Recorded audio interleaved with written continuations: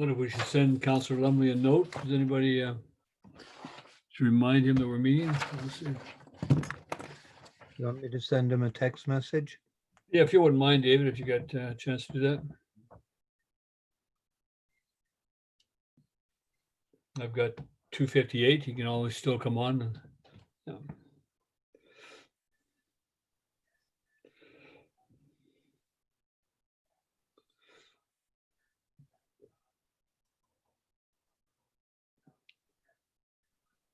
Good afternoon, Council. Good afternoon. Good afternoon. Yeah. Have you heard from Councillor Lumley, CEO? Not today, Mr. Mayor. No. Okay. He has received the message. Okay, good.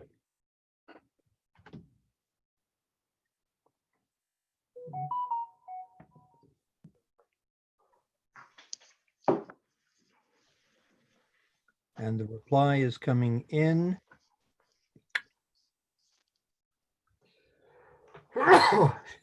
Bless you. Thank you.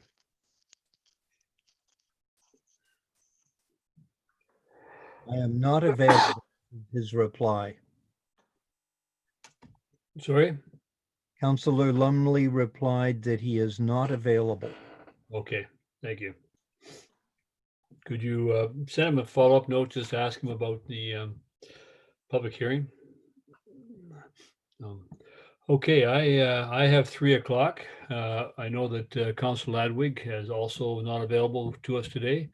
This week she's on a camping trip.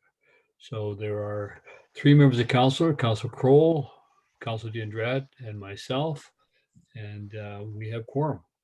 So I'll call this meeting to order and welcome everybody who is attending the meeting and participating or observing, and acknowledge that we're meeting today on the traditional territory of the Squamish Nation. First of all, I'd ask approval of the agenda as being presented. Councillor Kroll, Councillor D'Andrade, thank you. That's going to be a constant theme for the rest of the day. All in favor? Thank you. It's approved. I now ask for a motion to receive all of the reports that are on the agenda today. Councillor D'Andrade, Councillor Kroll, thank you. And all in favor? Thank you very much. So we've received all the reports. I don't know if they're, we'll go down them in order as they're presented. And the first one, 3.1, is from the detachment commander, Staff Sergeant Poppy Hallam, RCMP, quarterly report. Corporate officer. Hi, Mr. Mayor. Staff Sergeant Hallam was actually away, and she was going to try to get somebody to attend on her behalf, but it was up to their call load for the day, and I don't see anybody in the meeting right now to speak to this. Thank you. If anybody comes on later, that'd be fine. I do note from the quarterly reports that relative to other communities in past years, we're doing relatively the same crime-wise in the community, and nothing is significant in terms of proportionality as jumping out. I don't know if councillors saw anything there that the month-to-month or the quarterly roundup is all fairly consistent with past. Councillor Kroll. The questions I was going to have of if we had representation from the RCMP was with respect to break and enter files for the town of Gibsons, noting during the period when we were in fact doing the business watch, there were some B&Es. So my question was going to be, were they commercial or residential, which is not indicated in the reporting. Right. Because I think our efforts were in vain. Well, there's still relatively few, and so appreciate that.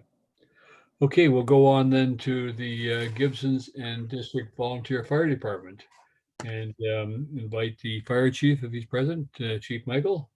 Welcome.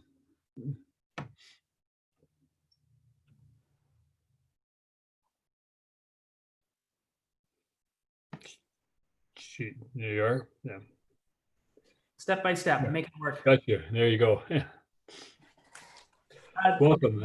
We have your report. Our report's being received on the agenda, Chief, so I invite you to just go ahead and present it. Yeah, thank you very much, Mr. Mayor. I'll start with giving my appreciation to the Gibsons Business Watch, as I just heard some of the dialogue previous, where we had a couple of positive interactions with that group. One where there was a medical distress, where we received early notification and were able to go and attend to somebody down in Lower Gibsons late night with some positive results. And the next one was later on in my report, I talk about some of my projects, and we had some automatic garage door openers installed where they were malfunctioning, and the Business Watch was kind enough to give me a call and let me know that my door was wide open in the middle of the night. So, Good to know. yeah. Thank you. So I think that's a testament to the program, right? And, you know, that they were doing exactly what they needed to do, and they were keeping an eye on you know, the businesses and industrial facilities while, you know, most of us were asleep. So the fire department has continued to navigate operations due to the worldwide pandemic. However, in-person practice sessions have recently been reintroduced on a reduced scale and frequency. The fire department membership currently consists of 39 active members with 3 recruits, where the members are still responding to in duty crews. The focus of training for this quarter was health and safety during the pandemic. The fire department responded to 49 calls for service in the second quarter of 2020. Notable incidents this quarter included a structure fire outside of the protection district, a gas line hit by an excavator, a sailboat run aground, and a vehicle fire with a load of hand sanitizer in the bed of the truck. In the second quarter of 2020, 17 fire and life safety inspections were conducted, or 4% of the total for the year. Due to the COVID-19 risk, fire and life safety inspections were drastically scaled back. However, they still remain an essential service that the fire department performs. Fire prevention staff remains available to conduct high-risk inspections, complaint follow-ups, or site visits with the Town of Gibsons building inspector as requested. Additionally, routine fire inspections have now been scheduled where appropriate and safe to do so. Fire department projects are moving forward smoothly, and several are nearing completion. The fire department hopes to have all outstanding projects completed by Q4 2020. The initial attack vehicle replacement is anticipated to take longer due to the scope of the project. And I'm happy to answer any questions from Mayor and Council. Thank you, Chief. Thank you for your report. Council, any questions of Chief Michaels? Councillor Kroll. I was just wondering, have you what impact have you had with staff? I know with some of the other volunteer departments, they've actually lost people who just, weren't available during the COVID period. Have you been impacted at all? Yeah, in short, no real impact. We have members who will take leave of absences and take some breaks here and there, but that's normal operation for us. We are a volunteer organization, and we respect that there's lots of factors in people's lives that may take them away from the fire department for periods at a time. So I haven't seen necessarily an impact from the pandemic. But I am noticing that the fire department members are certainly missing their regular social part of the department, and that can have a big impact on the morale and things there. So we're mindful of that, but we do have to take this worldwide situation very seriously at the same time. Thank you, Chief. Yeah. Councillor Kroll. Just to follow up, I wanted to thank Chief Michaels for his prompt response to an inquiry I made with respect to marine flares. It's a growing problem on the coast with all the boaters, and they expire every 4 years from the date of manufacture. So they're piling up. Speaking to some of the marine suppliers, they have filing cabinet drawers full of them, which is probably not the best thing. So hopefully we can find some resolution there. The manufacturers will take them back. It's just finding a means of getting them. CIL is one of the main producers, and they will take back any marine flares as long as they're marine flares. So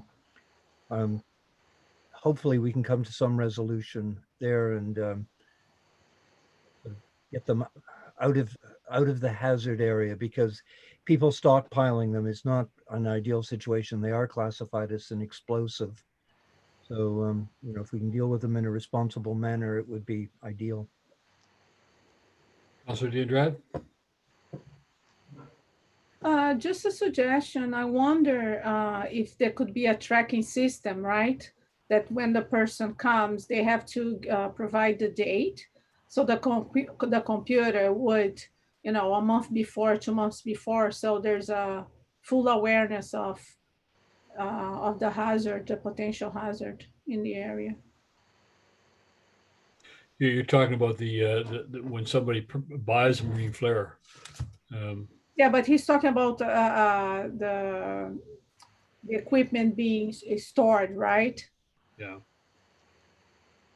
Yeah, I don't know. I mean, I just purchased a marine flare the other day for my kayak, and I keep it in a tote bag that I take out with me each time I go. And I'm sure that a lot of small boaters and kayak operators and vehicle operators have flares. I don't know how we track that sort of thing. It's a challenge, unless it's tracked right at the source of purchase.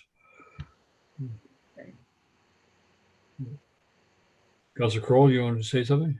I'm just that CIL have indicated that they'll take them back. So I'm currently dealing with some of the explosive companies, Western Explosive and Canadian Blasting. So because they're shipping to supply people on the coast, so hopefully we can set up some sort of method of getting them safely back to the suppliers, because the other problem is you can't ship them on BC ferries.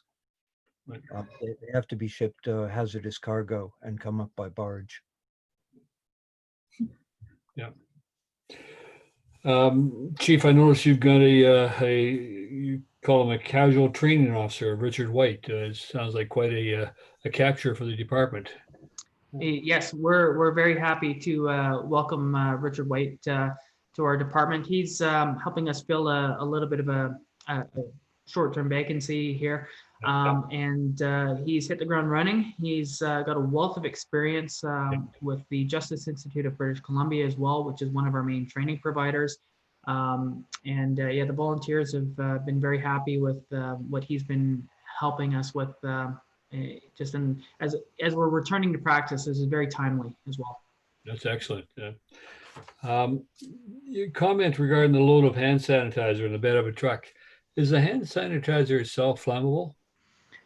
So yes, it's fuel. When we looked at some research that was done through the Ontario Fire Commission, hand sanitizer doesn't spontaneously combust. That's a big fear of what's happened here, right? In this instance, there was a fire, and where the hand sanitizer added to the fuel, right? So we did a fairly thorough investigation in this, and we didn't find that the hand sanitizer was the ignition point, but there are several factors in play here that caused the hand sanitizer to add fuel to the fire. Wow, interesting. Yeah. Is there enough alcohol or ethanol in that caused that to do it? Yeah, it's about 70% ethanol was the particular one we were dealing with here. Well, on burning complaints, I noticed you had on page 5 of your report, it talks about 7 calls for burning complaints and or illegal burning in the second quarter of 2002. 3 of the calls were deemed unfounded. 4 were classified as illegal burning. Do you issue tickets for that, or how do you deal with that? I don't. We're generally a education before enforcement entity. Where I really don't hold back is when it's construction materials, right? Toxic burning, things like that. If there's, plastics and tires and things that really have no need, I don't have much of a tolerance for that. Generally, it's backyard burning outside of season and a little reminder, ask to extinguish a fire, and we're good to go. But we certainly do want to educate our community and not come too heavy-handed. But other circumstances, if there was a provincial state of emergency and a full-on burning ban, we would take that very seriously as well, and we would look to issue some tickets along those lines. Thank you.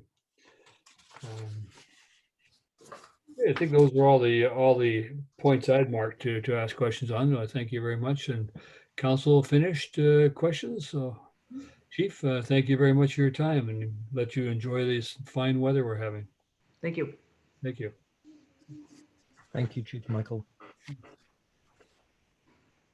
Our next report on the agenda is from the Chief Administrative Officer and the Director of Corporate Services for the operational report for the second quarter. Invite you guys to decide who goes first. I can take that if you. Afternoon. Sorry, go ahead. So we'll get right into the quarter two reports. I really don't want to, but quarter two really was COVID quarter. We dealt with the significant impacts of COVID as this quarter began on April 1st and ran to June 30th.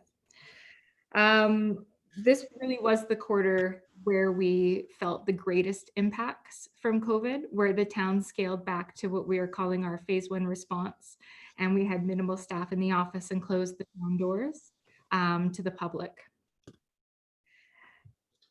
We saw our first council meetings conducted electronically during this quarter, and specific effort and attention went into developing a method to conduct the council and committee meetings while continuing to encourage and facilitate public participation. I'd like to note that Town Hall has never closed the doors of the meetings. We've always allowed a small number of the public to attend in a socially distanced seating area so that they can view a broadcast of the meeting. And we've always allowed public to participate in the electronic meetings, either by writing in emails or by participating themselves in the electronic format.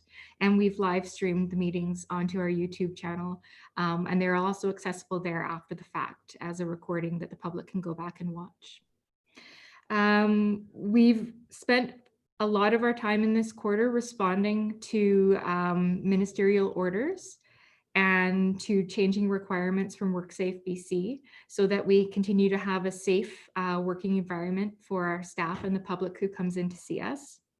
And there's a description of the current ministerial order that impacts municipal meetings and bylaws and public hearings in the report for council to review. And we saw our first public hearing outside of this first quarter, but the planning for it was very much in quarter two. And we'll see the conclusion of that tonight. And during quarter two, we also facilitated several council meetings. So you have a list of all the meetings that we held through this quarter, and it was quite lengthy. We did have a number of special meetings. A lot of them were in response to changes and updates for council on the changing situation to do with COVID. And then also managed to attend some training, mostly around COVID and response to the COVID pandemic. Our ICBC staff are continuing to work both in the office and from home. Through this quarter, we really struggled with ICBC driver services because they were completely shut down for a significant amount of time. ICBC and driver services have really done a tremendous job. They've pretty much changed every working procedure that they had so that they could continue working remotely. And we were able to open back up and offer those driver services that could not be completed remotely. We have knowledge tests going. We started those up in June. And we're actually about to start driver's tests again. So that messaging will be coming out shortly.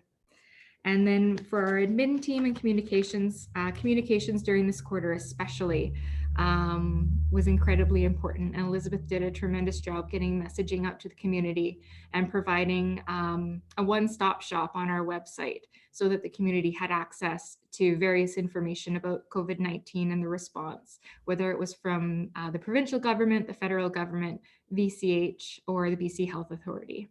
So they've really done a tremendous job with that. That's about all I had for an update for my areas of admin. And if Manny would like to take over on the projects. Great. Thank you very much, Lindsay.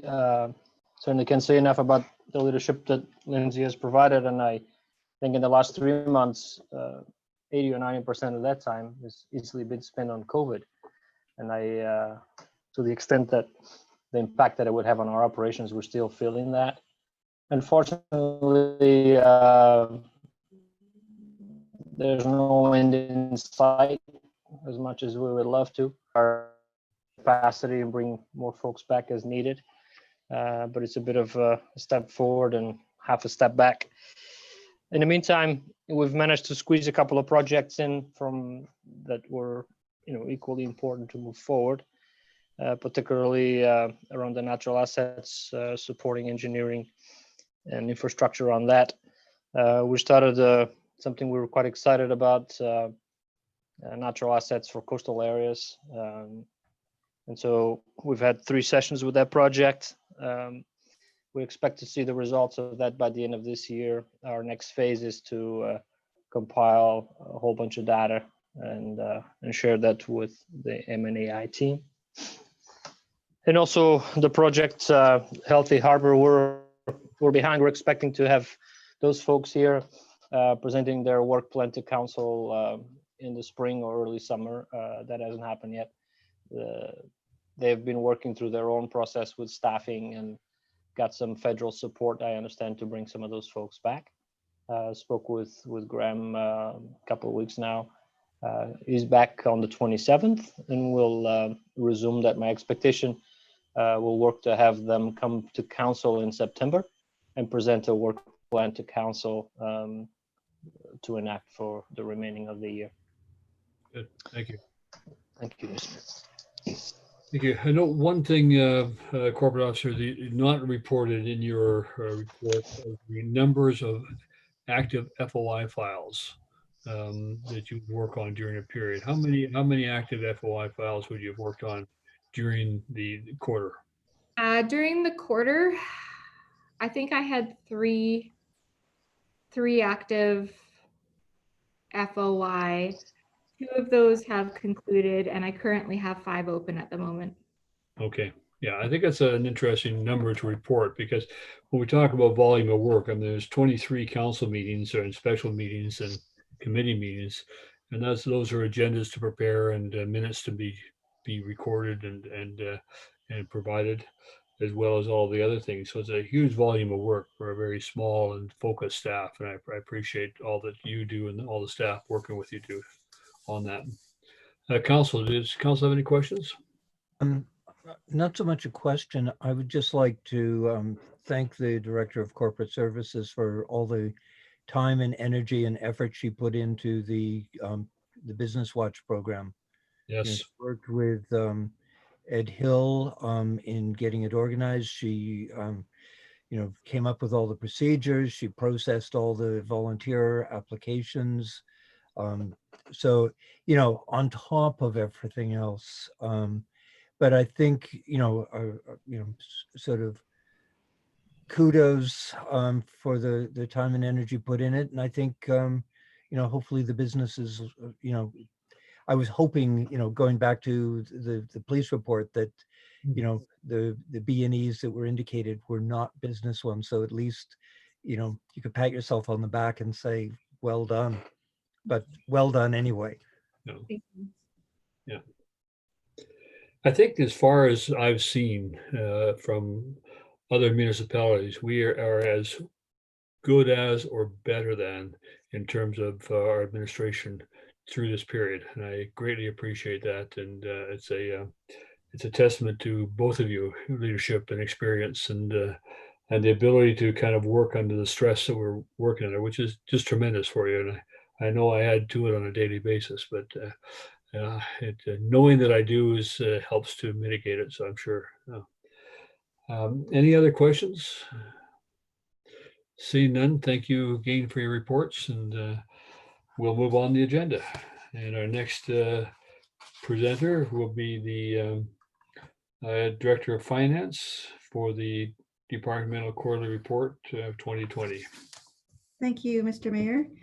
So for Q2, in addition to our regular activities in finance, the second quarter is another busy 3 months. Much of the focus was relating to the finalization of the budget, as well as the processing of the annual property tax billing.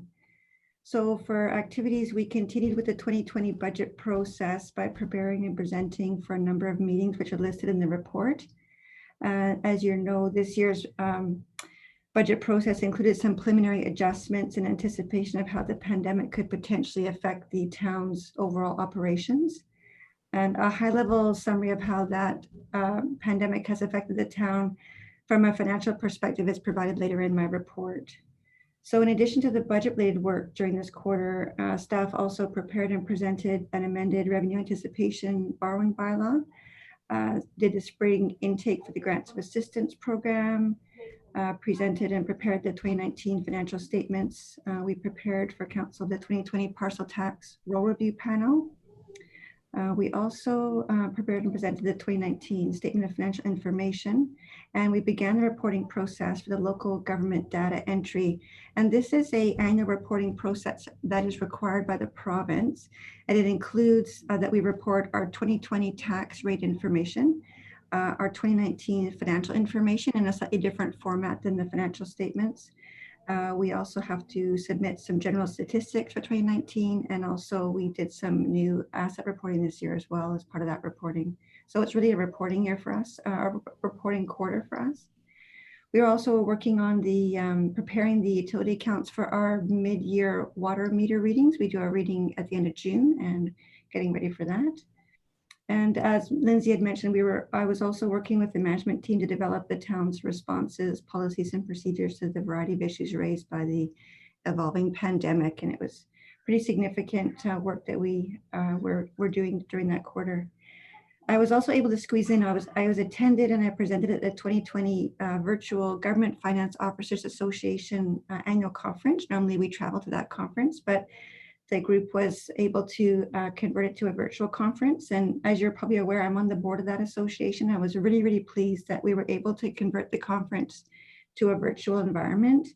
We received a really positive feedback from our members across the province, and people were really pleased to be able to connect with colleagues and share information of how people are dealing with COVID, as well as get a bit of professional development as well. So it added a bit of normalcy, but it also added us an opportunity to connect with our colleagues, even though it wasn't in person. From an HR point of view, that's always ongoing. So we supported management and staff on a variety of HR issues. I've also included, as per usual, some select balances on page 3 and 4. And so these balances, now that we have finished our audit, I can provide the final reserve and DCC balances as of the 2019 year end. And the balances you see there are the information as reported in the financial statements. And also I've provided a summary of the town's debt levels, again, as of the year ended 2019. And so on page 4, I provided a high-level summary of the tax and the utility receivables as of June 30th. But I will be providing a more detailed information on that as part of the COVID update that's following. So I could pause here if you like for questions about my first part of my report before I provide an update on COVID, or I can keep going, whatever you prefer. Council, do you have any questions at this time of the first part of the report? Okay, no, so please carry on. Thank you. Okay, good. So this year, Q3 and Q4 will also include a review of the impacts of COVID on the town's budget and what adjustments and reallocations may be necessary. But as a preliminary review, I wanted to provide you with some information at this point. So the spring utility bill collection, it seems like a million years ago, but the due date was May 15th. And the payments were received at a rate comparable to prior years. And it indicated at that point, mid-May, that the pandemic did not affect our owners' ability to pay their utility bill. So that was really encouraging, because that was going to be our first indication of how things were going in the community. Regarding annual property tax collection, so as expected, the property tax payments were received at a lower rate than previous years, but the reduction wasn't as significant as it could have been. Again, that was a really big question mark for all municipalities across the province, across the country really, as to how the tax payments would come in. So historically, over the last 12 years, the percentage of current taxes outstanding, and this is after we take into account the deferment program, after the due date, has been an average of about 8% that are still outstanding. And this year, as noted below, the rate increased by about 5% to 12%. So really, and a portion of this increase can be attributed to the delayed penalty date for commercial and mixed use properties. So we expect to collect, and we are still collecting funds as we've passed the due date. So the commercial and mixed use properties are paying. They're just taking advantage, rightly so, of the extended time before there's a penalty. So some are doing that. So you can see really 12% outstanding at this time. It's a really positive response from a payment perspective. And that, along with the provision provided by the province, which enables us to delay the school tax payment to the end of the year, means that we won't need to be drawing on our revenue anticipation borrowing bylaw that was put in place earlier. That was that mechanism. But we had that in place just in case, and it was going to be from a cash flow point of view, but looks like we're not going to need that, which is great. That's excellent. Yeah, that's a big relief there. It's still in place if for some reason things change later in the fall, but really it was really about taxes was the big one. We're able to meet our requisition requirements as required. So that's really, it was really, really positive. So the property tax deferment program, that's another quite a large piece of our property tax, annual property tax collection this year. So previously the process was paper-based and the forms were administered by the municipal staff, and the forms would come across over-the-counter paper forms and we would submit them. But this year the province changed to be online only. So that was a big change for participants in the deferment program. So staff spent a considerable amount of time providing information to owners to support the new process. We wanted to really make sure that people were able to access that program if they needed to. So since 2009, the participation of residential class properties in this program has grown from 7% in 2009 to 12% last year. And the participation rate for 2020 is so far is also 12%, which is consistent with last year. So again, the pandemic seems to have little or no impact on the participation in this program. So I take that as positive news as well. So that covers the tax and utility section. As you remember, in the final stages of the budget process, we council had a few extra meetings in order to, we did some adjustments that were made to several areas of the operational budget. So the building permit revenue is one area that the revenue is reduced in anticipation that potentially that would be affected.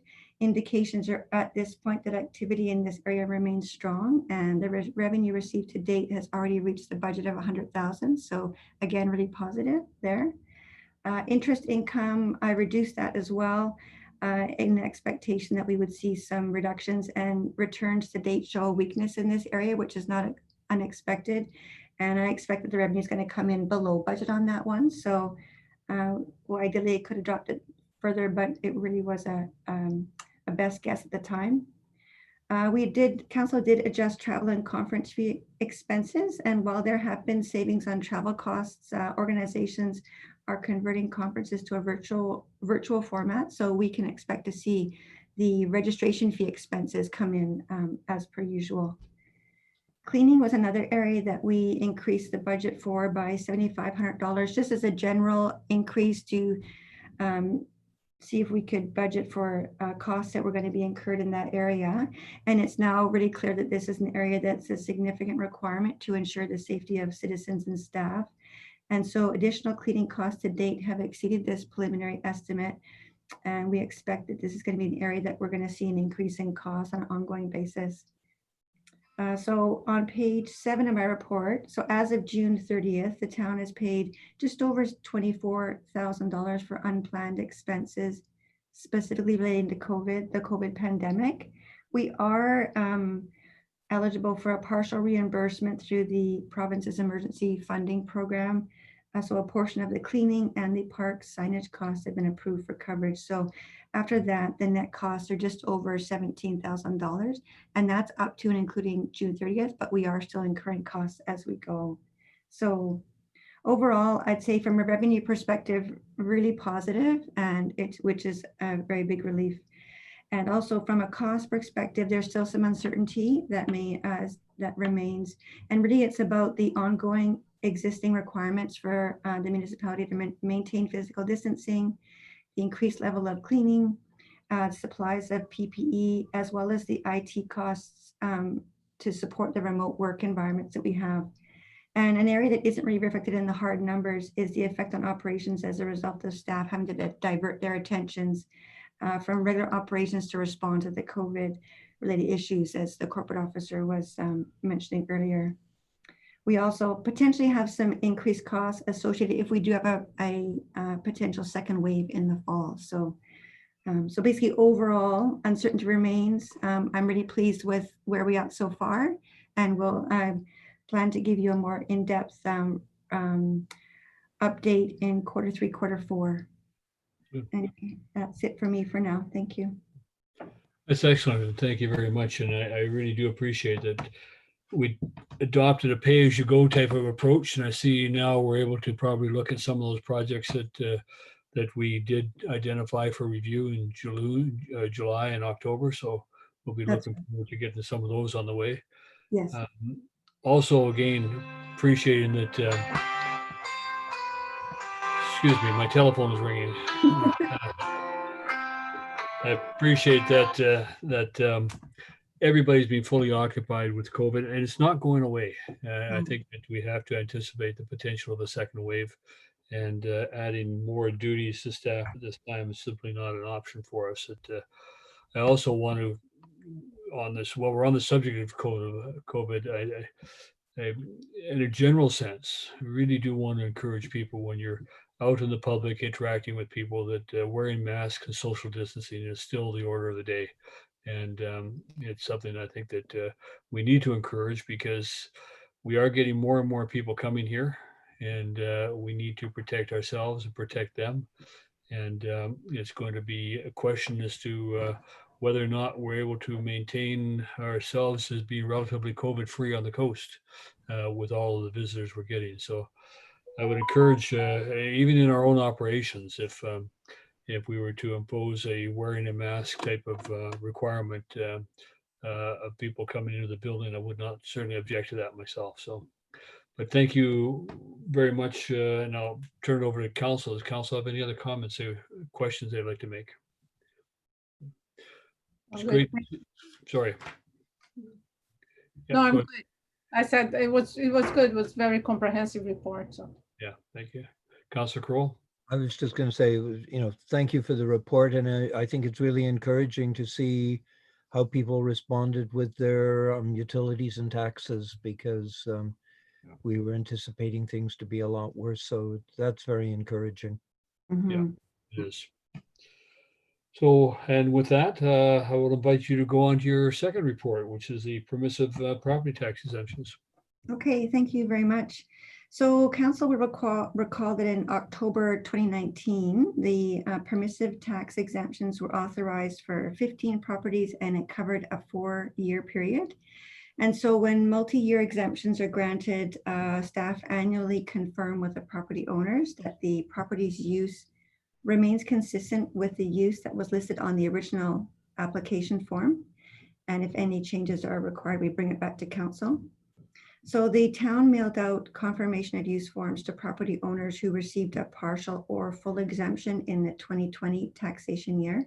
And so that those are listed on page 2, and you can see all the individual properties and that the use was consistent with the original application. So the only one that we haven't heard back from is St. Mary's Church. We expect the delay is really COVID related. We can see the church is still there, and there's no significant change. So we assume that they're still conforming. So as noted, the responses received confirm that the ownership and use of properties is consistent with prior years. So in this scenario, there's no change to the bylaw. The bylaw that was passed and the schedule that was passed remains as is. And the next evaluation, full evaluation of properties will occur in the fall of 2023. But what we do, so the bylaw covered a 4-year term ending with the 2023 taxation year. So we've done the review this year. We'll do an annual review in June of 2021, also June 2022. And again, if anything changes ownership or use, we bring it back to council with a proposed bylaw amendment. And then the next full evaluation of applications is in the fall of 2023, and that's for the 2024 tax year. We're always a year ahead or behind, however you want to call it, for the permissive tax. There's a bit of a lag there. So basically, overall, there's no change this year. We'll confirm with BC Assessment that the bylaw has no changes, and then the exemptions for 2021 will be the same as this year. And the information is being provided to you for information today, and letters will be sent to all the owners confirming their exemption for the 2021 taxation year, just so they're clear for their planning processes. So if you have any questions, I'd be happy to answer them. Thank you. Council, do you have any questions? No, no, thank you very much for that. Thank you for keeping us informed. You're welcome. Thank you. Thank you. Okay, Director of Finance, again, thank you. And are you getting any vacation this year yourself? Yes, I am. I'm going to be taking hopefully 3 weeks off in August when council breaks. So I'll take advantage of that break in the meetings and try and get some R&R. Good for you. Thank you. Okay. Okay, council, okay to go on? You need a break? Okay. So we'll carry on to the Infrastructure Services Department and Mr. Newman and all. Yeah. Thank you, Mayor Beamish. I have moved to my new office in the basement, so hopefully the reception for Wi-Fi is still coming through okay. My partner in crime had enough of me of sitting at the kitchen table. I kind of overstayed my welcome, so I've been banished.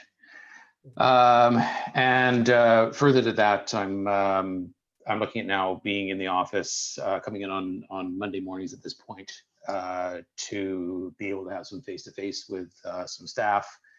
And right now I'm office sharing, which is another interesting thing that has come out of COVID, because the staff that we have in the office have to maintain the social distancing. And then with new staff coming on, I'll play that by ear as to whether that needs to change to assist with training and so on. So I'll go through the report category by category. I've just got certain projects highlighted that I want to bring you up to date on, and I'll do my best to stop at the end of each category if there's any questions. Thank you. So I'm going to go up to item 1.11, water mains, Reed, Arbutus, and other. So we're well on the way on that project. We've been focusing on the water mains that are required in order to facilitate the switch over to aquifer water in Zone 3. So those tie-ins are going to be occurring this week. And our water main should be all set to go when the booster station gets turned on. And then they're also having the paving crew from the ministry behind them to make sure that they keep their pace up. And they've been working well together and making sure that they don't trip over each other. And then Prowse will be starting, Prowse water main will be starting on the week of the 27th, and Arbutus likely the week after that. So that's brings the water mains up. Oh, actually, one other thing that came out of that as well is that we managed to loop 2 sections of water main as part of this project, which is always great from a health standpoint, and provides a little bit of redundancy as well as better flow in the mains. So pleased to always eliminate any dead ends in our system. So 1.12 is our Zone 3 booster station and chlorinator. That one's very close to completion. The same contractor has been working on that as was working on the Prowse Road lift station, and we told them to be focusing on the booster station as the priority. However, the Prowse Road lift station, they have had a backup pump in place. So Daniel and I were both concerned about the condition of the pumps, and so we've got those in place should anything happen, and that was really our main concern. But there's a few bits of equipment left to be installed, but we're shooting for the week of the 27th to be commissioning the station and turning on the pumps. So that'll be a big day for us. We're working with the regional district, of course, on that, and we're trusting that everything will go smoothly. There will be some pressure changes, so we are, and we won't be surprised if we do have any problems with pressure. A while ago, when we changed the pressure in one area of town, we found that the service connection started failing, and we have money budgeted for that. Should that be an issue, and if it was too difficult to deal with in the short term or the immediate term, then we are also prepared to switch back over to the RD while we fix any problems. So we do have contingency plans in place, and so feeling pretty good about where we're at in order to make that change.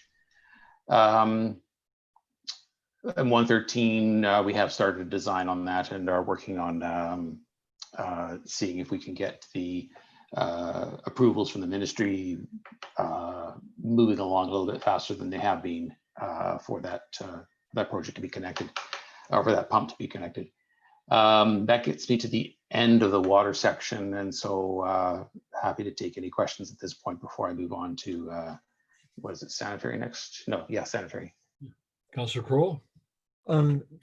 For the Ocean Mount well, have we got our provincial license for it? No, we don't at this point. So we've gone for really two licenses in a way. One is for more water than we currently have license for. The second one that we are going for is basically bringing that well online and licensing it with the cap of what our water license will allow, our current water license will allow. So we're doing the design. It is not required for Zone 3 at this stage. It does provide us with some redundancy, which is what both Daniel and I would like to see. But at this point, we do have enough water to get Zone 3 online. Councillor Crowell? Just a follow up to that. I know the regional district with their Church Road, they've been sort of told that their application would be streamlined. And I was just wondering, because of, well, we are going off regional district water, which sort of helps them, but I just thought the province might be a little more enthusiastic to fast track our license in light of the fact it was helping the regional district. But yeah, we're requesting that for several reasons. One, as you say, the fact that we're coming off the SCRD groundwater, and although at this point it seems like contractors are reasonably busy, we're also saying that we want to be generating work in the community in these times, and then also the fact that we would like to have redundancy in our system sooner rather than later. So hopefully we will see something, but yeah, we can only try. thank you. Dave, in terms of the water dependency on the regional district, how many years have we been on that system and depended on them for their water? I knew that at one time. I'm afraid I don't off the top of my head. I'm just but quite a wondering, few years. Yeah. yeah. I'm just wondering, it's a fairly significant milestone we're achieving here. And I wonder if we shouldn't do some kind of a photo op around it with the chair of the regional district and maybe one of their lead staff and yourself and my staff or myself or something, just to commemorate the occasion. And Yeah. we could give the regional district a bottle of Gibson's water at the same time. Yes. They might appreciate it. Absolutely. No, I think that's a great idea. And we'd be happy to, someone on staff, I suppose, organize that. Yeah, it'd be worth documenting for our future annual report and other reports Yeah. as well for our own Yeah. purposes. Council Court? Yeah, because it is good news for both of It us is, for sure. it is good news. Yeah. Councillor Um, Thank you, Mayor Beamish. One of the other Sorry, things, I just ended up with somebody playing music or something. Let me know if it becomes an issue. I think it's the neighbors. with respect to us going off regional district water, I know we have been paying them for the water we've received, but for us to maintain sort of a conductivity with them in the event of fire suppression and things like that, there's going to be, I'm assuming, some costs involved.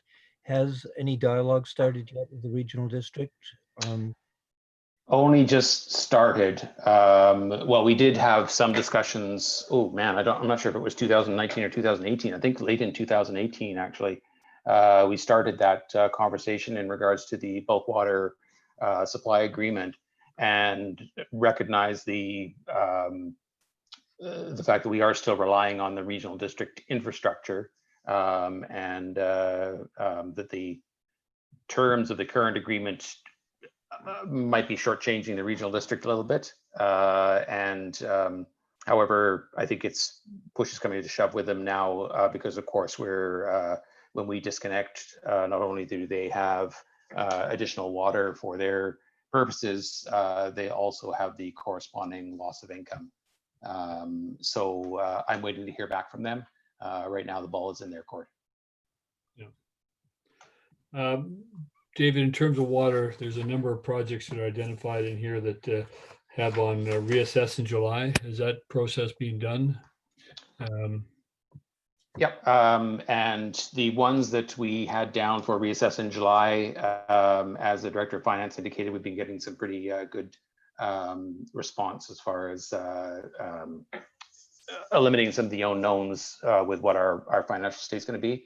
So to large extent, the ones that we're saying reassess in July, we've got the green light on those ones to go. And then I would say most of the ones that are still reassess in, I can't remember if it's September or October in here, we are still going to hold on those and reassess then. Appreciate that. Thank you. Okay, no further questions. Carry on to Okay. next stage. Water collection. So 2.3, as I mentioned, Prowse Road Lift Station, it will be starting up again. They, as you know, they put the force main in and then focus their attention on the Zone 3. When they did bid on the second job, of course, COVID wasn't around, and that really has thrown a wrench into getting parts and so on for both projects. So as I say, they've just been focusing on the Zone 3, largely because there is a significant financial component for the town in regards to purchase of bulk water. And with the Prowse Road Lift Station, as long as we had the backup pumps in, then we had some redundancy on that. So that's why that priority. And they are going to be remobilizing to site likely early August. Unfortunately, with both this project and the water main project, we were planning on being long gone by the summer season, and circumstances have just not supported that. And so we are in their parking lot during the busy boating season, and we'll just have to work together on that. I think, you know, to a large extent, people are recognizing that this is an unusual year, and 2.6 sewer diversion, North Road at Seacott. That has largely been completed now, and that is to divert some flows away from the Parles Road lift station and directly gravity to the wastewater treatment plant, which would be saving electricity and being certainly being more efficient with our wastewater supply or wastewater flows. The 2.7, that is the work of the crew that you see out there right now. If you head towards Sea Shelton, they're just outside of the curling rink. They're putting in a section of sanitary sewer, and that is upsized to accommodate development.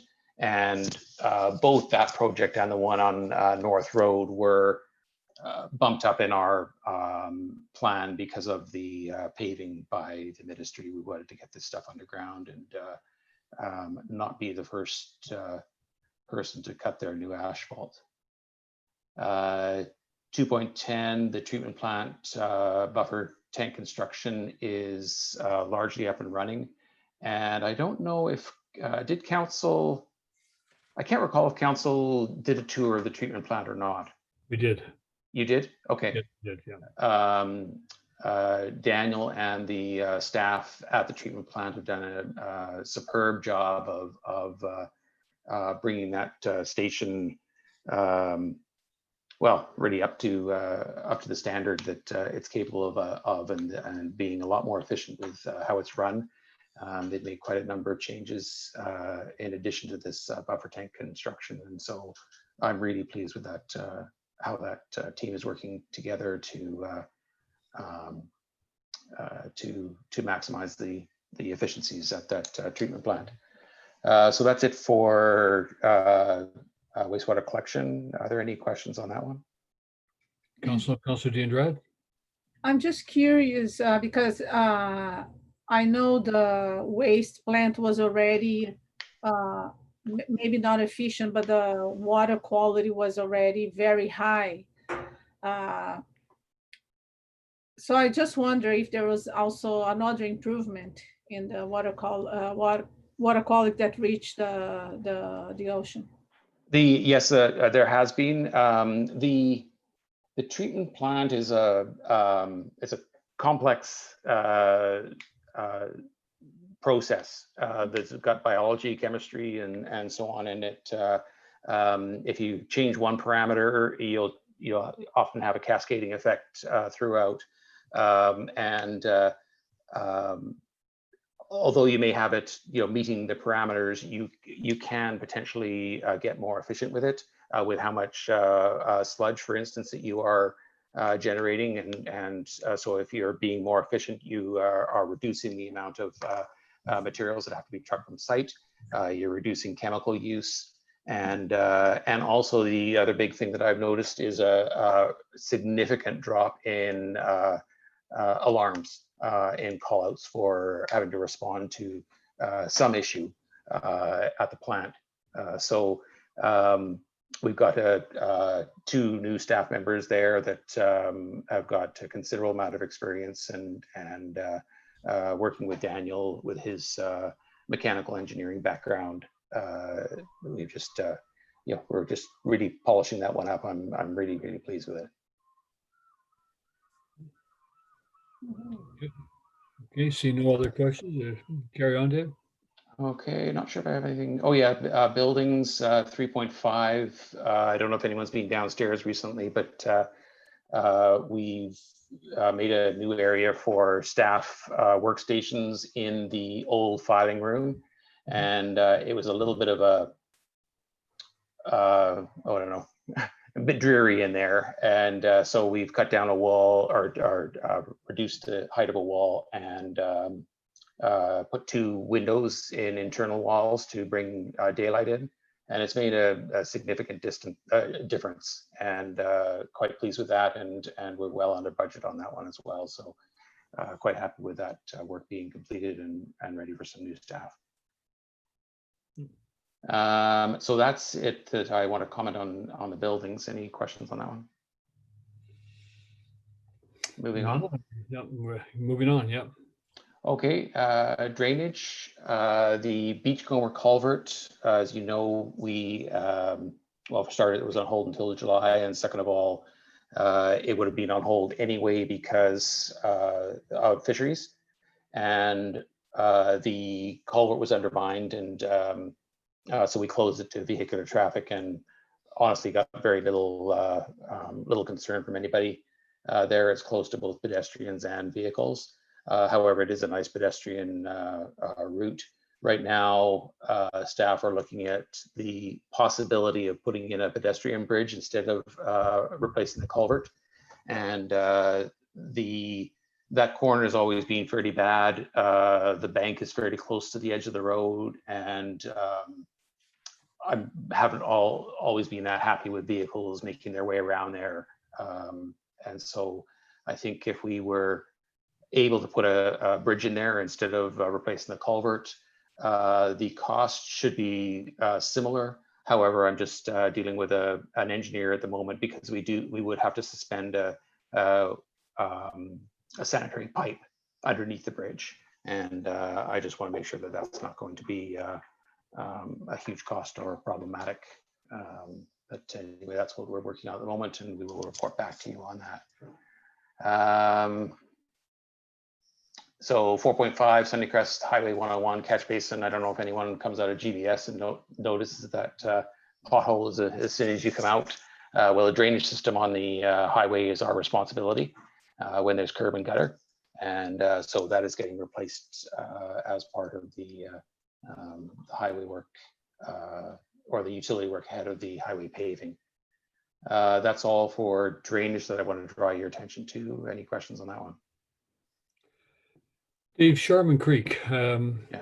I would like to look at a cleanup of Sharman Creek in some way. The lower reaches, a little bit of knotweed and a little bit of congestion with weeds. The upper part leading into the valley, so to speak, the ravine.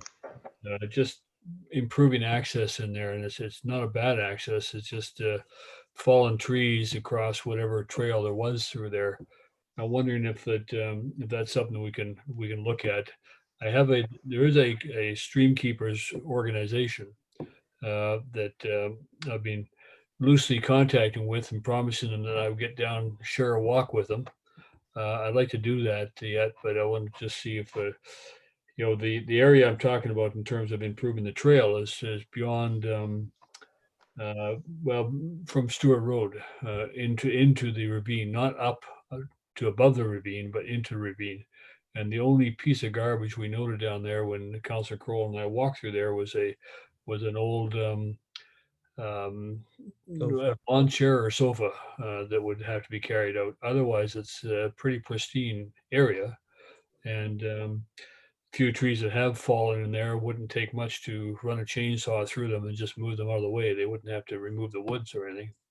But it's a very nice area, a beautiful area to be in. So I wonder if there's some way that we could look at that.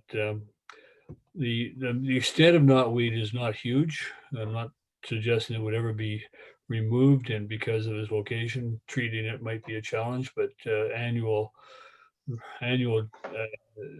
adjustment of the plants might be necessary. Mm-hmm. There might be some residents down there from Marina Place that would be prepared to participate in that. So. Yeah, that actually will fit into something I'm going to be talking about in a minute as well. But the short answer is absolutely be happy to take a walk and have a look at that. That trail that that goes up, I guess, as you're walking up towards the plant from South Fletcher or Dougal Park, that goes off to the left, that goes into private property, and so we wouldn't be going in there and removing trees because we don't own that trail. No, are you talking about the trail going up the ravine, up to Chester though, or are you talking? I'm talking about the one that stays at the creek level. Oh, that one I see. Yeah, probably is largely, I would say, in town jurisdiction. But yeah, absolutely happy to look at that. Looking at that, yeah. Yeah. And the other thing is the new temporary trail across the George property. Where are we with that? Mm-hmm. So I've met with a contractor to look at the cost of putting in a small footbridge. So staff met with the owner and on site, and we were able to secure the corridor down right by the water, which was great. Kind of continues the motif of a seawalk. And then there's just a little channel there that we have to go over. And what we're looking at right now is the possibility of actually getting an aluminum bridge built. That would be, this is intended to be temporary, although of course it could be permanent. But getting it made in a certain size that we will be able to replace one of our wooden bridges with that at some time down the road, rather than building a wooden one and wasting the wood, because a wood bridge would be very difficult to relocate. So I'm just waiting for some prices on that, and hopefully they could turn that around fairly quickly, and we could get a continuous seawalk through there.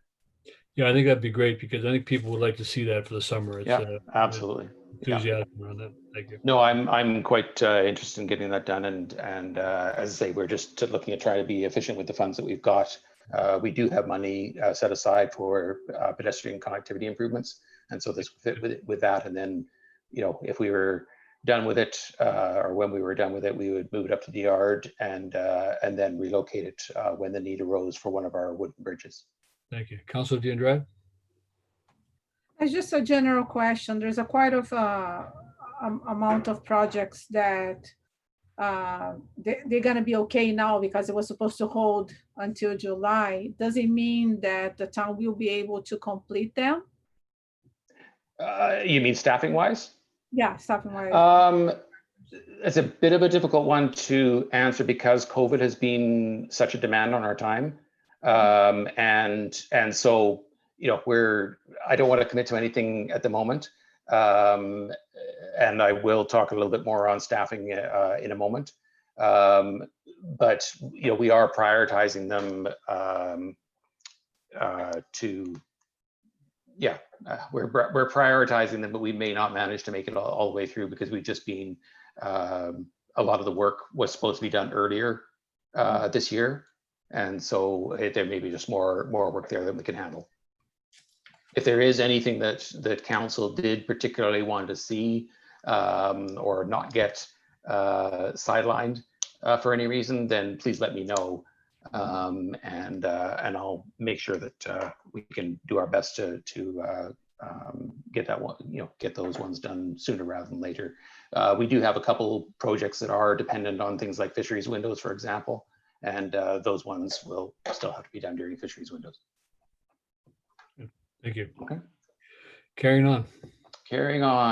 Fleet and equipment. Don't really have much to say on that one. We've got the Unit 7 is up and running. We actually had that in Q1, and so that one's complete. And we haven't yet done anything with 5.3 or 5.4. So any questions about vehicles before I move on to parks and civic lands? Councilor Kroll. Thank you, Mayor Beamish. I was just wondering, 5.3, the Gator, is it one of the Gators that operates on battery at low speeds and then engages the engine above certain speeds, or is it all? That Gator is actually, it might be a little bit misleading, but the Gator, we're not replacing it with a Gator, we're replacing it, I believe, with a Kubota. And Daniel, the manager of maintenance and operations, could speak further to that. I think he's with us, I'm not sure. Yes, he is. Yes, and it is not electric at all, and what we're replacing it with will be a diesel unit. We looked for fully electric, and we could not find something that was strong enough to do the snow plowing in the winter, as well as all the other tasks that we're asking from that equipment, needing to have that equipment do for us. So yes, that's what it is. Okay, thank you. Good to move on to parks? Yep. Instead of, that's good, okay.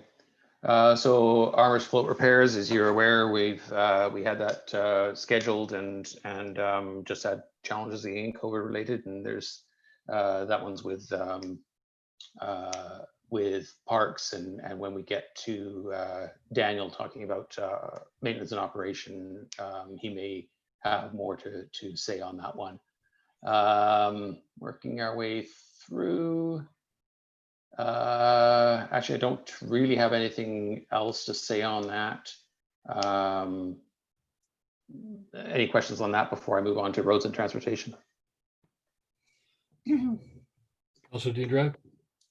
Yes, regarding Charmer Lands, is there any work that has started here? It says June 2019, but I don't think so, right? And if there's any plan to start this year? We did do some initial work, I believe, on that with Arrowhead, where we went in and had a preliminary look at what some of the issues were, and looking at some trees that needed to get removed and so on, in order to come up with a plan for what our ultimate goal would be for Arrowhead. So that is why the June 2019 start date. The Charmin Lands and Arrowhead Park valuation for 2020 yet to be determined, to be honest with you. Again, based on staffing and so on. Councillor Kroll? There has been some dialogue, I believe, with the Rotary Club of Gibsons with respect to Armors Beach. That there seems to be some indication that they would like to be involved in sort of additional improvements. Yes, we were aware of that, and also I met with Daniel Tardif and Tyler as well to talk about other potential Rotary projects. And Daniel, I'm not sure if you had any further conversation with Rotary on that, did you? No, not yet, no. So it's on our radar though. I just may add a couple of comments to that. I've been speaking with Mr. Suen, Greg Suen, who worked with us last year, the year before, on the project to upgrade the land base. The challenge is we're still working through. We've got some repairs to do this year, and then there's a project for 2021 to expand the swimming area.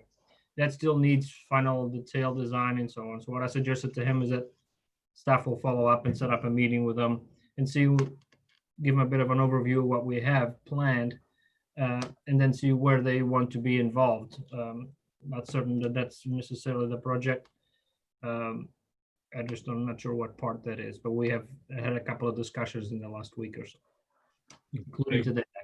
Great, thank you. I also just wanted to thank staff for getting the float that's into Armors Beach, because it's just watching the activity on it already, it's certainly appreciated by the community. No surprise. I wasn't aware the float had gone in, so it's good to hear. Yeah, they went in last week, and I was walking by there yesterday, and it's amazing. There was at least 30 kids there, not social distancing, I guess, unless they were in the water. But, yeah, that's good. Yeah. Anything on that one before I move to roads?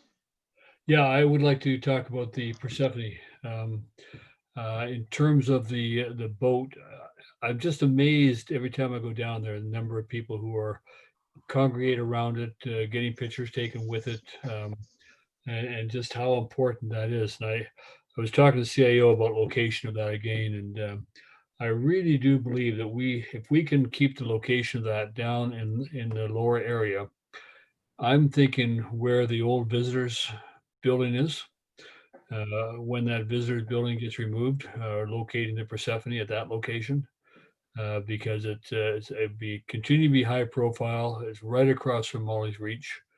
David has arranged for a second boat. Councillor Kroll's arranged for a second boat that could go down and bookcase the town at the other end of the town, by the museum. But the Persephone is such a important part for many tourists who come here, that to have it at that location, I think would be very strategic for us and keep the attention on there. So I just don't know what the timing is, because I think 2022, David, if I'm not mistaken, is when the 50th anniversary is of the startup. That's sort of what we were looking at, Mayor Beamish. You know, and you know, if the decision were, I think what we need to do is take this offline and have a serious look at, with the removal of the tourist information booth, is there in fact space there to accommodate both boats? Yeah. Because I think to separate them would be a great injustice. And it would sort of, you know, it's something we need to decide sooner than later, because there's no sense looking at what we've been envisioning with the museum and potentially library that could, you know, it would just change the complexion of the whole thing. So it's probably something we should look at sooner than later. Yeah. But I agree that, and there's been a bit of, you know, pushback from the community that, you know, the boat, the Molly's Reach sort of go hand in glove, and it would be ideal to keep them in close proximity. Something to talk about. Okay. So carrying on. I'm not looking for a response, I guess, just a kind of expressing a concern that we had to prioritize moving that old visitor building, and timing wise, that I'd like to see us do that. Mm-hmm. That, you know, there might be some interest in the community to, you know, perhaps even donate some time or whatever into, you know, removal of the old building or something like that, because it, you know, it has certainly got a tourist attraction to it, and good for the community. But yeah, I think that's a good idea for that spot. Okay, look, Kiwanis Crosswalk doesn't sound like we're going to get anything done in conjunction with the paving, unfortunately. It's sometimes pretty challenging to deal with a large organization such as the Ministry of Transportation and Infrastructure, and I did my best on trying to hustle things along in this regard, but I'm not terribly optimistic. I also asked them about putting in a conduit if, you know, electricity would be required from one side of the road to the other, and I haven't got any bites on that either. So yeah, we'll just have to keep poking them. It just probably won't be happening in conjunction with the paving, but we can certainly, if you know, there was any political pressure to bring into the game, then so be it. But can we talk about that tomorrow and see, because I'm quite prepared to push that, as well as if we want to have bicycle lane on the way into town on North Road. I think now's the time to do those things. And yeah, well, I'm more concerned, in a way, I'm more concerned about the bike lane. And I've got a meeting tomorrow with a representative from the ministry on site to talk about that. There is enough room to put a bike lane in that direction and retain parking and have a buffer between the bike lane and parking. So I'm hoping that the person that I talk to is the right person to talk to, and the paving contractor is going to be there as well. Just as an FYI, they've started the milling on the highway, and you can see on Gibsons Way, west of School Road, that they're going from curb to curb with new pavement. Yep. On North Road, what I've been told is that they're not going curb to curb, they're just doing the travel lanes. And so they won't be paving the parking area, and potentially won't be paving the bike lane. And those are in much better shape. Right. But they need to make a decision on whether or not they're putting a bike lane in at this stage. Otherwise, they're not going to be paving in the right spot. So that's what I'm going to be talking to them about tomorrow. If you need any hand with that, and let's have the conversation about the crosswalk as well, because I think that's an important feature for the community to have in there. And absolutely, yeah. yep, I will have that chat as well. Pavement rehab, that'll be just following up after some of our utility contracts. So we'll see that happening later in the year, Q3.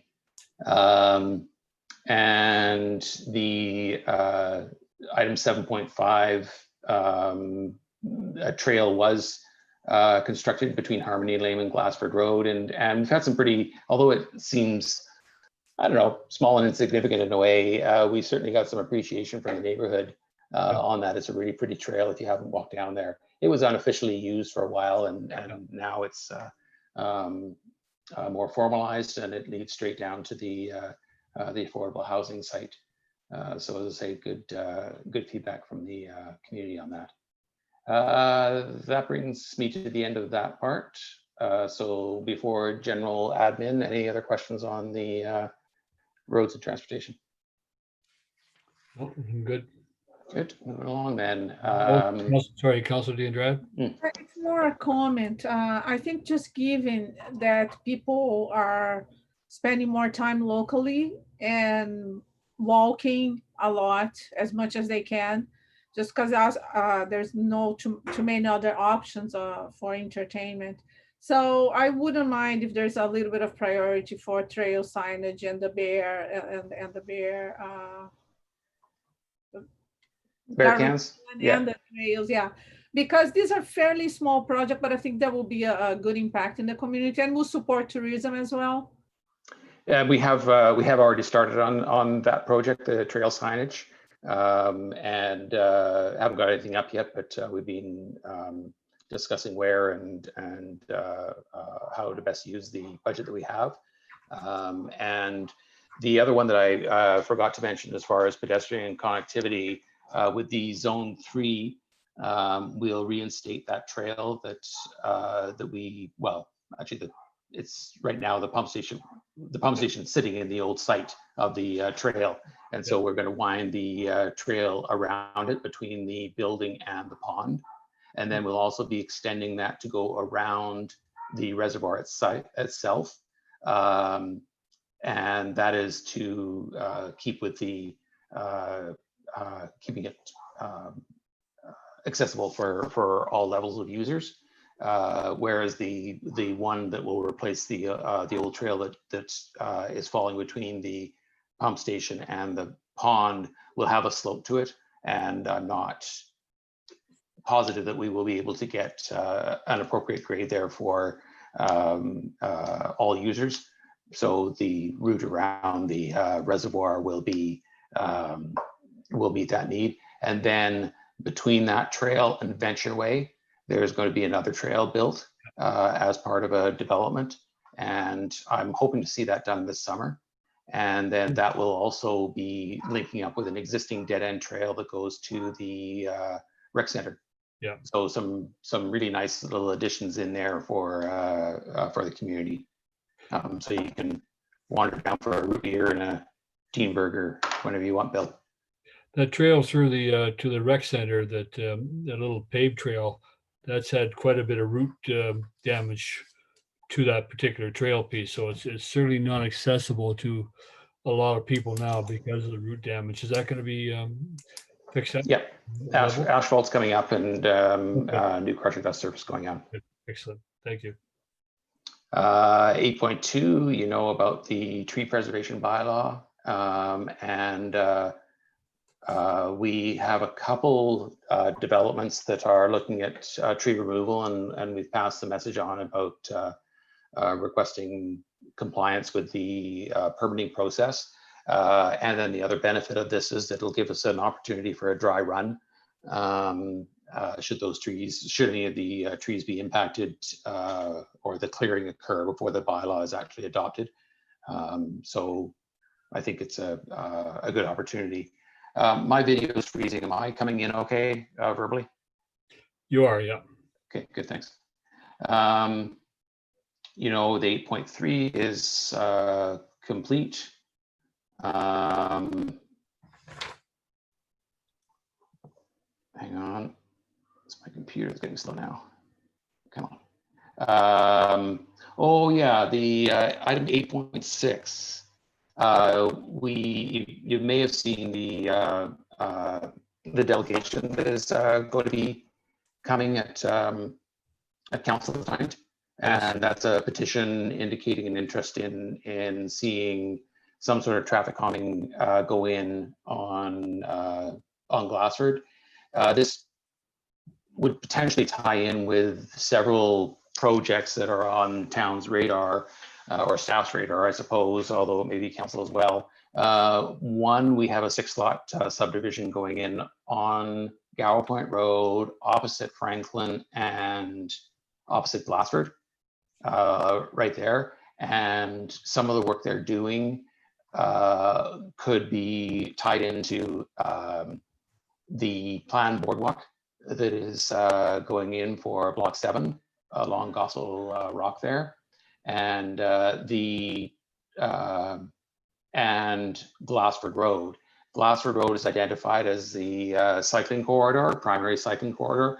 Right now, it's not a very, it's a residential area, and it's plenty wide enough, but a lot of vehicles use that as a cut through, and it's dead straight, and so you get a fair amount of speeding going down there. So staff have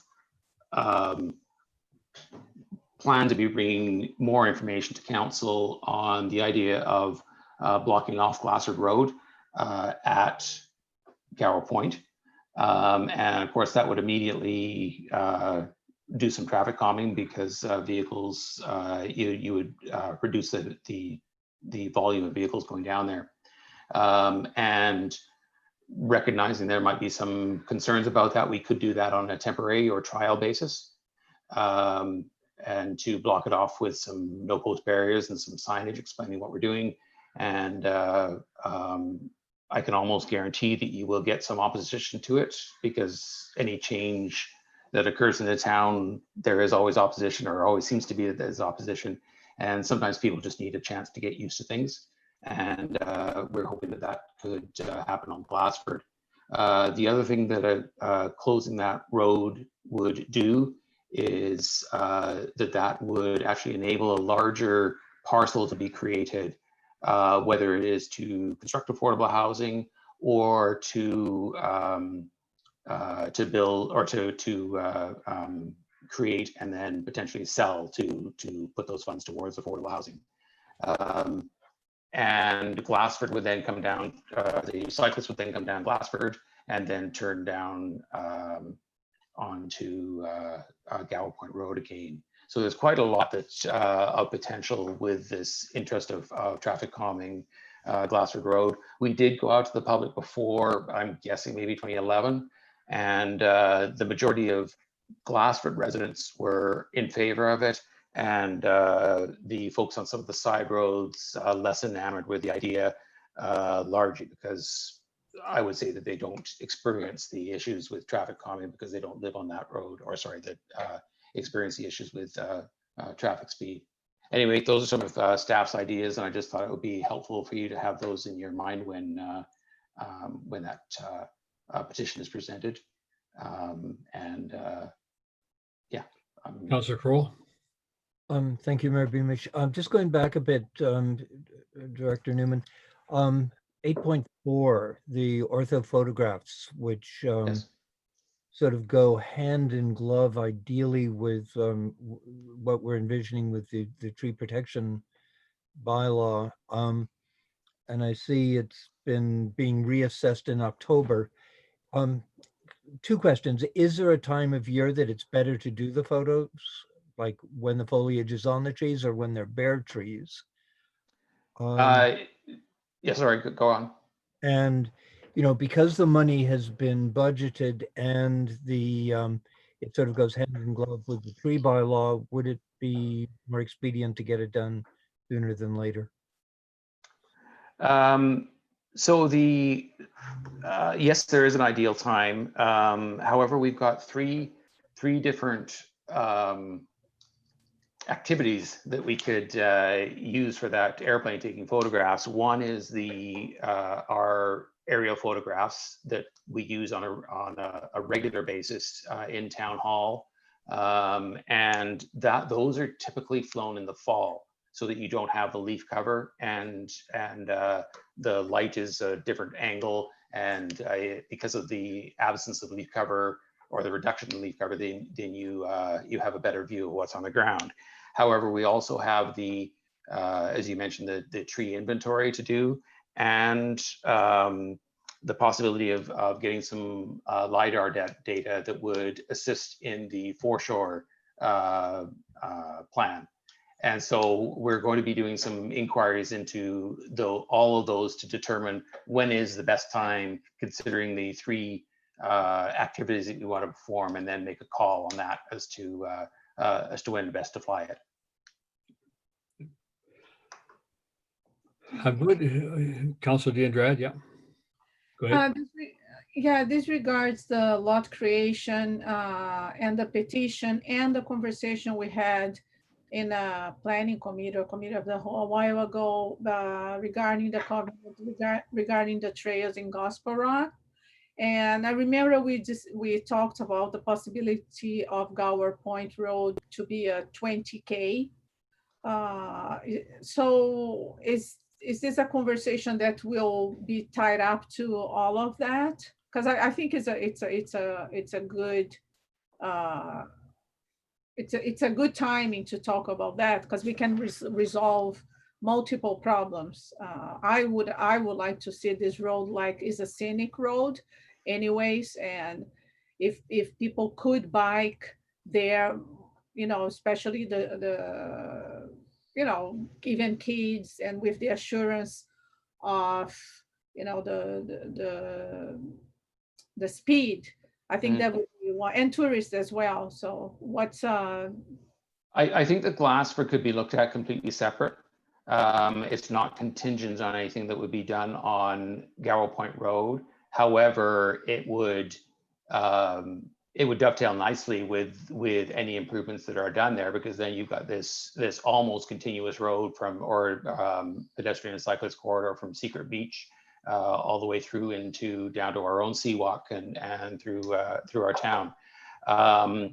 As far as the traffic calming in the 20 km/h, typically we would probably be doing 30 km/h. And posting it at 30 km/h, quite honestly, is going to do, I don't want to say little, but our new road standards, what we try and do is build the roads so that vehicles do not feel comfortable driving at 30 km/h, rather than having, for instance, South Fletcher Road we've got traffic calming on there. We have to have it on there because vehicles can comfortably drive faster than 30 km/h. And I think it's definitely merits a reduced speed limit, absolutely. But it certainly does have to be done in conjunction with some sort of physical change in there, and making keeping in mind the cyclists and the pedestrians. That's all got to work together to come up with this plan of how to accommodate all those different users. Because if we post it at 30 kilometers and even just put sharrows in the middle of the road for bikes, it's still going to be pretty much just as dangerous for bikes. And so that's why we're looking at that lower trail, for example, throwing that all into the mix to figure out what the best solution is along there, considering all these different moving parts. But as to say, I believe that Glassford Road can be looked at independently of that. Yeah. I did send Mr. Newman an email yesterday or today about that very thing, about the 20 km/h. I do think 20 km/h is still the answer through there, because as I drive through there right now, there's vehicles parked on the shoulder, there's pedestrians, throw into the mix some bicycles and cars passing. It's going to be essentially a park at that location. Yeah. And I think that we need to recognize that and slow everybody down going through there, either from the last house or from the first house, from Franklin Road. And I'd be tempted to do it from Franklin personally, but Well, I think it would help those vehicles that have to pull out onto the Yeah. road as well, sort of thing. So, Yeah, and- and I can't remember what term you used, Councillor Dendrad, but I have envisioned that area as kind of a gateway, scenic, you know, that sort of mentality as people drive through there. And Stanley Park's not quite that because there's still a lot of vehicles that go through there, but still you are driving through a park. There's another one that you drive onto heading over to Whidbey Island. I don't know if anyone of you have done that, but there's a bridge that travels across a big gorge, and everyone just slows down to at least 30K, if not 20. And it's just you're driving through a park. Then you're driving through this scenic area, and that's the sort of treatment that we want to have in there, where vehicles just do not feel comfortable driving that fast. And there's pedestrians there, there's cyclists there, etc. It's just trying to find that those appropriate treatments. We may have to, or council may have to recognize that whatever treatment we put in there might not be conducive to a through collector road, which that is currently. It is a road that does connect past Gibsons and does have that function of a collector road, which tends to be higher volume. And I believe really it does function as a collector road. So putting a park in the middle of it and reducing the speed limit will affect that to a degree. And you know, I'm certainly hearing that's something that council's willing to accept. And I think, you know, with the park there and the boardwalk and the planned reduction and traffic calming, that all leans towards this almost change of use or change of focus in the road. Listen, I'm going to put a call on this conversation. We still have one more set of reports to go, and we have another meeting starting at 5:30, and council will need a break at 5 o'clock. So that if we could continue this another time. And also, Dave, the balancing report, is there anything you want to highlight in the balancing report that? The only thing that I'd like to mention is under asset management. So we were having challenges filling the asset management position. And I did a lot of navel gazing trying to figure out how we were going to get work done if we don't get appropriate people applying. And through other discussions with our other managers, determined that trying a natural, the title that we've given it is natural asset technician. And it's a little bit more focused on asset management from the natural asset perspective. And we were able to hire in-house from our own team of staff to fill that position. It is going to be filled on, or it has been filled on a term position. So I think it's until either end of November or end of December. We will reassess to see how we feel about the gaps that the previous asset management position could potentially leave, as well as the success of this new position. But I'm really feeling very positive about it, very positive about working with Michelle, who some of you may know worked in parks up until this coming Monday. And I'm just seeing a lot of potential for her use and her knowledge. And we will be continuing with asset management, albeit with a slightly different but necessary focus. And that's all that I had to bring in. I don't know if there's anything that Daniel wanted to draw attention to on his section, but I'm done. Does council have any questions on the material that we have not covered in specific? Councillor Crowell? Thank you, Mayor Beamish. Just one thing with water distribution between the second quarter 2019 and 2020, we had a 21,000 cubic meter difference in distribution, yet in our sewage treatment, we were virtually the same between 2020 and 2019. So I'm just Is this just people watering their gardens and it not going into the sewage system, or is there something we can tie the numbers to? I knew somebody was going to see that.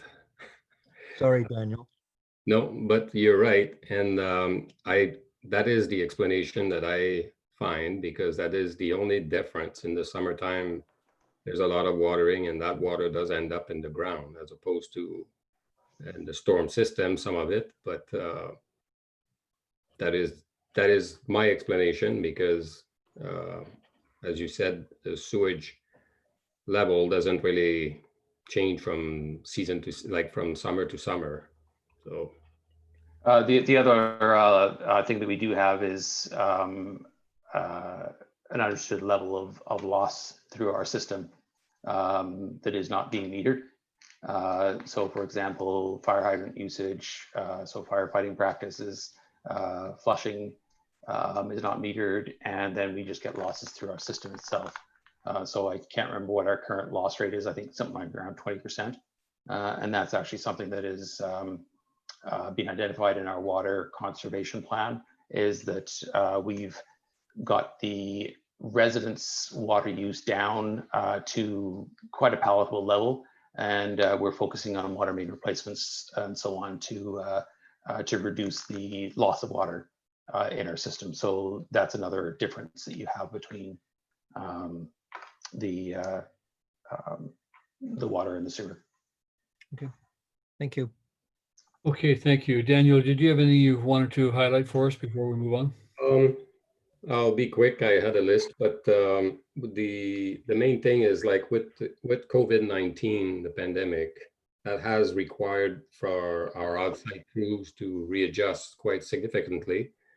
Mostly, like at the beginning, we had the ABC team, so we were keeping some people at home and some people on standby and alternating between the A and B team and all this. And so that basically also minimized our expenditures, and it slowed down some of the processes.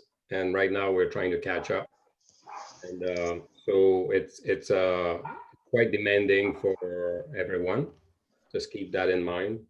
The one thing that we managed to do with our public works crew is a lot of online training. So they were able to bring their EOCP certificates back online, so I'm quite happy about that. We at the wastewater treatment plant, we had hired Anna Agnew as our chief operator. She's a level 4 operator, wastewater treatment. But we now also hired a water treatment plant operator level 4, which is the highest level. And so for the startup of the Parkland booster pump station, I feel a lot more comfortable now that we have people that have a lot of experience with water treatment, even though this is just a secondary treatment. They know a lot about water, so I feel a lot better. And the same with wastewater treatment.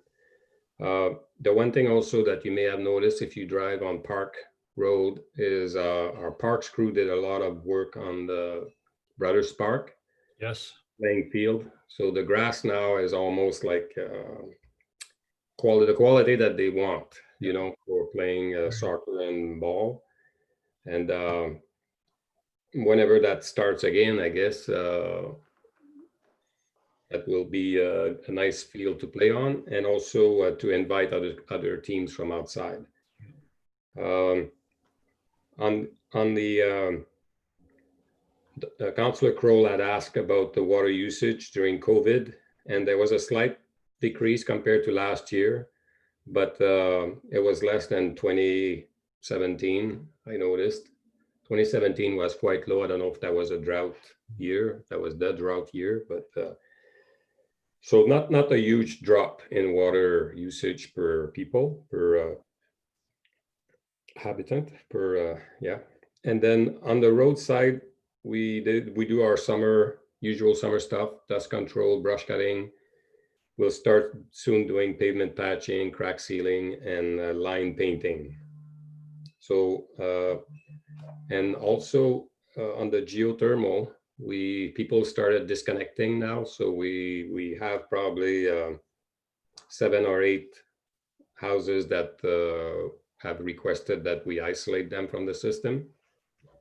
So this is on the go. And then, so coming up, Parkland Booster Pump Station startup is it's going to be the focus for our crew, as well as completing the wastewater treatment plant upgrade. It's not quite finished.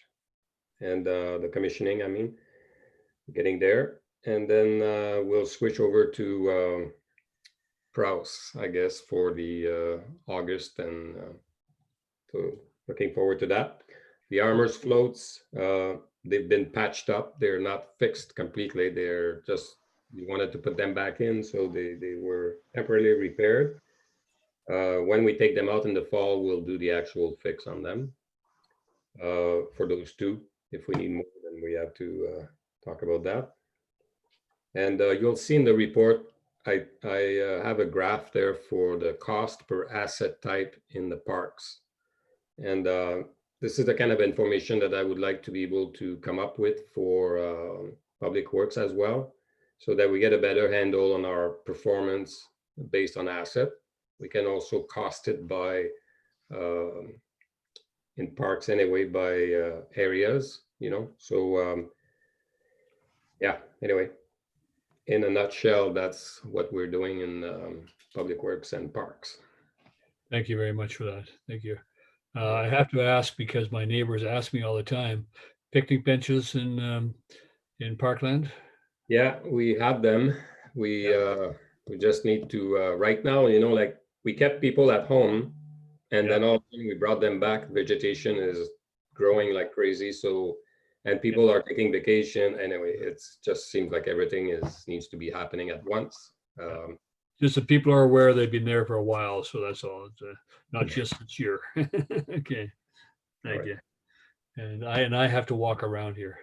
Okay, we're going to move on now to planning, and I apologize to Kirsten, and I'm going to ask corporate officer if next meeting quarterly report you reverse this and have planning go ahead of Public Works, please. They seem to take the time. So, Kirsten, my apology is this: we are going to be out of here at 5 o'clock. So I got. Oh, sorry. You get to highlight for us. Yeah. And thank you. Thank you, Mayor. It shouldn't be a problem. I'm sharing notes from the Director of Planning today because she's off with her family, and I got to learn a lot about infrastructure, so this is great. Yeah, so I've just got, I'll start at the beginning. The planning department began this quarter working almost exclusively from home due to COVID, of course, with remote access that we were able to set up. And as of several weeks ago, we've transitioned to scheduled alternating days in the office. Bylaw enforcement and building continued working from the office with protocols in place for safety. On affordable housing, the Harmony Lane project is now under construction, which you might have seen. 571 Shaw Road received its development permit authorizations, and staff are now working with the applicant on frontage and waiting for a building permit application to review. The building permit for supportive housing on School Road was picked up, and construction is underway on that as well. In terms of the housing needs assessment, the survey received 604 responses, which is considered a great turnout. The local governments worked well together, I'm told, to promote the survey, and the Director of Planning will be working with the consultants to schedule a workshop to share the results in detail with elected officials prior to bringing the report to Council for endorsement. Short-term rentals and secondary suites bylaws are at the public hearing stage to be considered completed this evening. On the amenity contribution and affordable housing contribution policies, the consultants surveyed stakeholders this quarter, and a draft report has just been received but not yet reviewed. The cannabis zoning policy work is now complete. Garden suite policy review will be coming up next week, I believe, to PDC, and will include a review of the objectives and an evaluation of the success of the program with input from stakeholders. And oh yeah, mentioned that. The building bylaw and energy step code. Staff are working on finalizing the building bylaw to bring forward to council. I hope I'm not going too fast. Oh, you know. Good. For Poplar Lane and Davis Road, OCP and rezoning, OCP amendments and rezoning, a survey was open for 6 weeks and 23 responses were received. Staff are currently analyzing the results and preparing a report for an upcoming PDC meeting, possibly on the 28th. On development applications, I understand that 13 new applications were received in the second quarter of this year, compared with 17 new in the first quarter. 17 in the first quarter also of this year. Last year in quarter 2, we received 17 new, so we're down slightly from last year, but we've been able to take on more in-house projects, which have been waiting in the wings for a while, so that's been great. On building permits, in line with the Director of Finance's report, it seems that COVID hasn't slowed the building industry down, as 15 new applications were received in quarter 2 this year compared with 14 last year. Mm-hmm. In bylaw enforcement, since the pandemic hit in mid-March, Sue has received 218 complaints, 31 of which are COVID related. And I understand this is quite an uptick from the usual. A posting is out for a casual bylaw enforcement officer to provide leave coverage and support for Sue, and this will close next week. There are a number of outstanding unpaid business licenses which have not been followed up on since it's a time of hardship for many businesses. Many are short-term rental licenses which are on hold until council decides how to regulate these. And that is it. Thank you, and I'm happy to attempt to answer any questions. Excellent. No, I just I hope that the Director of Infrastructure is listening, and that's how you can go through a report. Okay, but no, thank you very much. And Council, any questions? Yeah. No. Thank you. Great report. Thank you. Am I allowed to defend myself or? No. Quickly? You're offline. Yeah. No, well, thank you very much. And it's evident from reading through your report, the volume of work that is being done. And I also noted the bylaw officers. And, it is amazing that the business, we have not slowed down in terms of the number of projects that are being done by people and the requirement for our staff to support that. I was interested in the bylaw side, and that was just the number of noise complaints and what they are related to. But we can talk about that another time. So, but thank you very much. And if there's, we'll go back to the agenda because I think we're going to make and have dinner.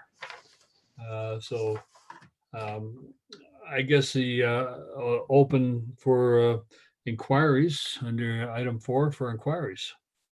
Mr. Mayor, I'm seeing 2 inquiries so far. Thank you.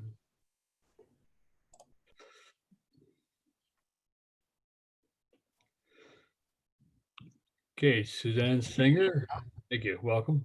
Yeah. Thanks. I'll try and be as quick as I can. I am actually just going to pull up the agenda.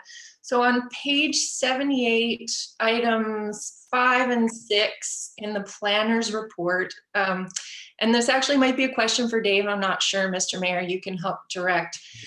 So item 6 says it's about block 7, Chester Road. Webster Engineering. It talks about covenants executed awaiting letter of undertaking. Now, the SCCA was curious about this, just wanting to really verify that this isn't conservation covenants. These are covenants that are related to other aspects of the development. Is that correct? Who's going to answer that? Director of Infrastructure or Kirsten? Yeah, sorry, I'm not aware of what the covenants are for, but I know that the covenants on the environmental end were, or the protected area were already registered, I believe. Kirsten, do you have anything more on that? I wish I did. I can't speak to that. I'm aware that there are covenants that are outstanding, but I can't speak to what the content is at this point. Yeah. We can take that under, we can get back to it, Suzanne. Okay, so, and it's also number 10 in the planner's report that staff continue to work with the developer on receipt of professional reports. And my understanding about that is that this was about the trail. So, Oh, I guess it's about the engineering on that. So, yeah. Kirsten? yeah, I do know that we were waiting. I don't believe it was specifically about a trail. There were just the geotechnical report and the environmental report had some conflicting advice, I believe, at some point. So we had asked them to work together and come to recommendations that agreed with one another. And I believe those have been received and are very close to being issued. Okay. So, can we follow up with that, Mr. Mayor? Do I contact Kirsten? Yeah, the corporate officer will follow up with the planner and take a look at those two specific items, 7 and 10, on the planning report. Yeah. Thanks. Thank you. Thank you. Other questions?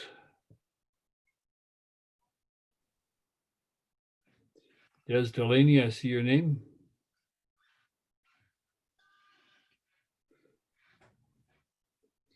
You're still muted, Des.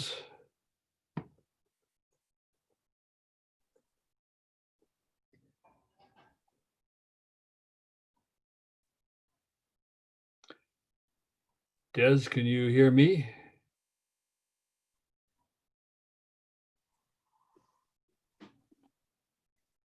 Okay, got it. Sorry, there, I've got it. Got you now. Yeah. Sorry about that.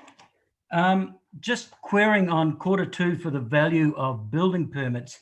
I noticed it's 8.5 million and there was 15 applications. I also noticed that the supportive housing on School Road was included in that. And I'm just curious if the actual value of that could be broken out firstly. And if that's not possible, the proponents repeatedly said that the project was going to be worth 14 million. So you don't need to answer right now. If you can, that would be great. But if not, you know, perhaps we could see why there's that discrepancy there. It may be if they've got $14 million and they haven't used it all, they may have it available for other things would be. Yeah, I think that's probably the answer, but Kirsten, do you have a response to that? Sorry, I think I understood the question to be how was it so large, which I was going to explain there was a large application, but I can't speak to the details, no. Yeah. Okay. And then the second thing is the my understanding is until this bylaw hearing, right now Airbnbs are legal, and I'm just wondering why 41 licenses were held up when, you know, they've been legal for years and they're probably still legal right now. Just wonder what authority the council has to withhold business licenses for these businesses based on a bylaw being discussed. Kirsten, you want to speak to that? I think that I can. I think what's happened is that because we don't have any framework to regulate them at the moment with no bylaw in place, the business licenses were being issued sort of because that was the habit, but we didn't have a regulation to base that on. So the businesses weren't stopped from operating. It's just sort of been hands off, but without issuing business licenses, without knowing what will be happening with bylaws. Corporate officer, do you have any further comment on that? No, it's as Kirsten said. So right now, the only regulation we have is the B&B bylaw, which I believe is what they were being issued under previously. But the short-term rentals don't meet the B&B rules as per that the older bylaw that's currently in place. And so with this new bylaw coming up for consideration this year, the decision was made not to reissue those licenses as they really did not conform to that other bylaw. And I can be corrected by anyone. Okay, didn't really answer the question, but I'm not going to waste anyone's time on it. So thanks a lot. Thank you very much. Thank you. Anything else? Hearing none, seeing none, we will look to the next meeting of this committee. I don't know if we have a scheduled date here. Yeah, next meeting is scheduled to be Tuesday, September the 15th. Look at that, eh? Already September. And town council for the next committee of the whole. And I'll take a motion to adjourn. Councilor Crowell, Councilor Diandrad, thank you very much. We will see you all back here at 5:30. And thank you, staff and everybody who participated in the meeting. Thank you very much.